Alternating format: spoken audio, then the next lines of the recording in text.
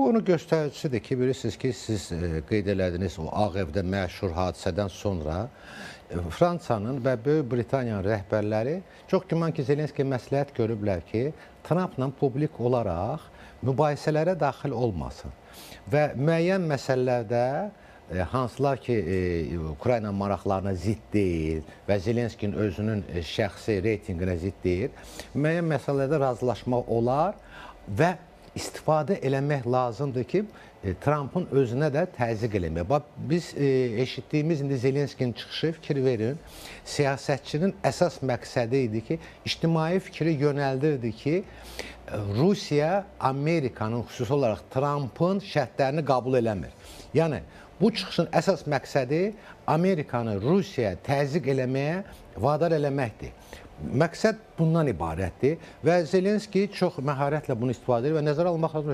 Zelenskinin dünyada reytinqi çox yüksəkdir. Biz Vatikanda da gördük, ora daxil olanda əhali tərəfindən necə alqışlaşırdı və ondan əvvəl hətta Fransada vaxtı ilə Trumpın ilk səfəri olan vaxtı biz gördük ki, məşhur o xramın təmirindən sonra heç bir prezidenti bu cür ayaq üstə alqışlanmadı. Yəni, bu ictimai fikirdən istifadə edib, bilirsiniz ki, Avropa ölkələri, xüsusən Amerika Birləşmiş Ştatları rəhbərləri ictimai fikirdən asılıdırlar və bundan məharətlə istifadə edib Ukrayna maraqları üçün həyata keçirdi. Son görüşdə isə mən hesab edirəm ki, real məqsəd orada bir neçə idi. Birincisi, əlbəttə ki, təsir artırmaq Rusiyaya və bunun nəticələrini biz gördük, artıq Trumpın ritorikasında bu görsənilir. İkincisi də Ukrayna tərəfi çalışır Amerika Birləşmiş Ştatlarından silahlar almağa və bu silahların içində xüsusi olaraq hava hücumundan müdafiə sistemində olan silahlar Patriotlardır və bunun üçün hətta Avropa